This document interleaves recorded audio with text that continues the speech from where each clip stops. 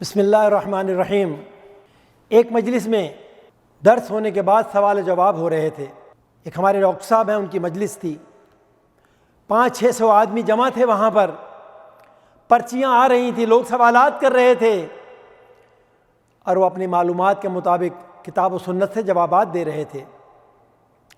ایک پرچی آئی، ایک صاحب نے سوال کیا، ڈاکٹر صاحب سے کیا سوال کیا کہ محترم ڈاکٹر صاحب، میری جو داڑھی ہے اسے میں نے کبھی کاٹا نہیں،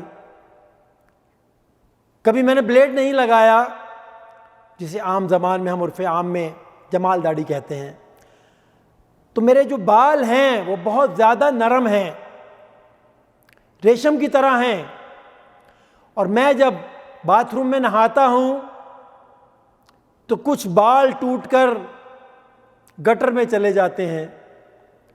اس بات سے میں ڈر گیا ہوں، خوف زدہ ہو گیا ہوں۔ اللہ کے نبی حضرت محمد مصطفیٰ صلی اللہ علیہ وسلم کی جو سنت مبارکہ ہے، اس کے بال گٹر میں چلے جاتے ہیں، کہیں میں گناہ گار تو نہیں ہو رہا؟ اللہ کے لیے مجھے جواب دیجئے تاکہ میں مطمئن ہو جاؤں، میں بہت پریشان ہوں اس مسئلے پر۔ ڈاکٹر صاحب نے اس سوال کو بآواز بلند پڑھا سامعین کے سامنے اور رونا شروع کر دیا، اور کافی دیر روتے رہے اور مجمع کو بھی رلایا۔ مجمع بھی پریشان تھا کہ کس بات پر رو رہے ہیں۔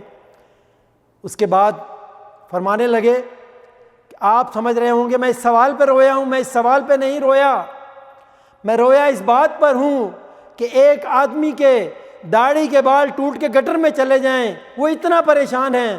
میں اس بھائی کے لیے رو رہا ہوں جو ہر روز صبح اپنی ابتدا اللہ کے نبی حضرت محمد مصطفیٰ صلی اللہ علیہ وسلم کی اس مبارک سنت کو کاٹ کے شروع کرتا ہے، اس کو ذبح کر کے شروع کرتا ہے، میں اس کے لیے رو رہا ہوں۔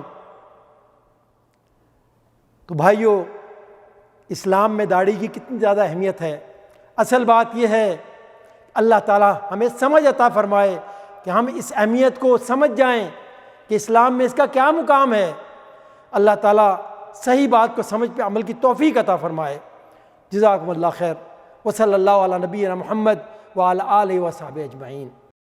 صلوا